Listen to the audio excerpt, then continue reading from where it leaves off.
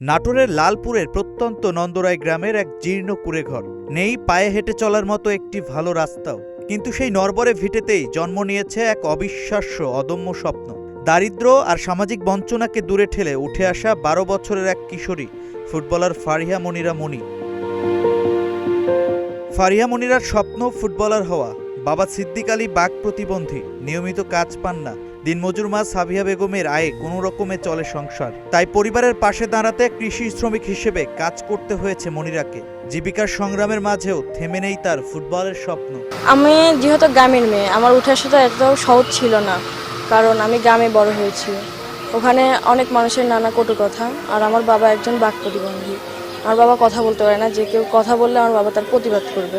আমার মা রাস্তায় কাজ করতো LSDর, যেটা থেকে সে কিছু টাকা পেত, সেই টাকা দিয়ে আমাদের ছোট্ট সংসারটা চলতো।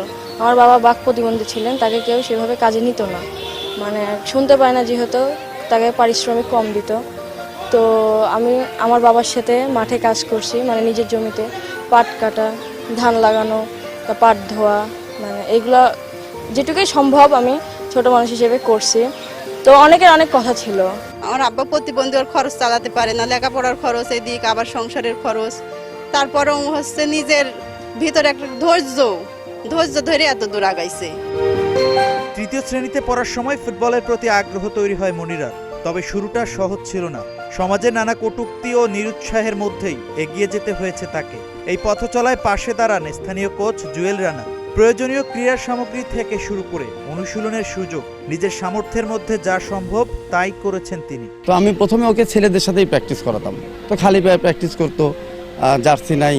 তো ওর যে কথাটাতে আমি ওর পেছনে লাগছিলাম, ও একটা ম্যাচ চলছে ছেলেদের, ও নিজে বলে যে আমি খেলবো, এবং শুধু খেলেই না, ও বড় প্লেয়ারকে ধরে আর বলে যে আমিও খেলছি, যে ভাই আপনি উপরে যান, আমি একে দেখছি। তো ওর যে স্পিড দেখছিলাম, ওর যে প্র্যাকটিস করার আগ্রহ দেখছিলাম, ফুটবলার হওয়ার ইচ্ছা দেখছিলাম, তার চেয়ে সবচেয়ে বেশি ভালো লাগছে আমি যে স্কিল করি, ও একা একা সেই স্কিলগুলো প্র্যাকটিস করে।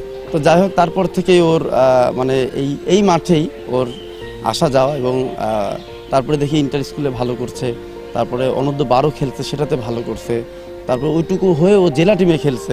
এখন আমার দরকার, আমার একটা বলের জন্য একজনের কাছে হাত পাতা লাগে।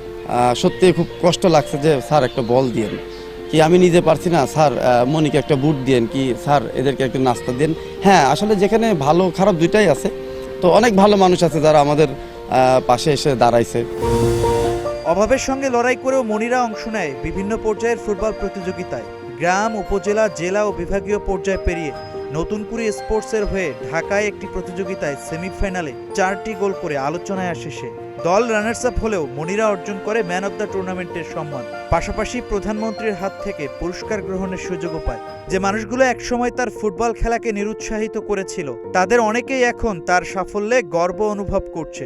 ফারিহা মনি নিজেও ওর বাবা মায়ের সাথে কাজ করতো মাঠে, সেখান থেকে সে 5-6 কিলোমিটার রাস্তা সাইকেল চালিয়ে নিয়মিত নর্থ বেঙ্গল সুগার মিল মাঠে প্র্যাকটিসের জন্য যেত।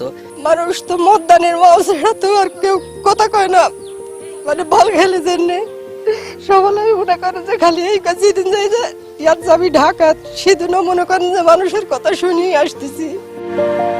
মনিরার অর্জন দেখিয়েছে দেশের প্রত্যন্ত অঞ্চলেও ছড়িয়ে আছে অসংখ্য সম্ভাবনা। তবে এমন অনেক শিশু কিশোর রয়েছে যারা আর্থিক সংকট ও সুযোগের অভাবে এগিয়ে যেতে পারে না।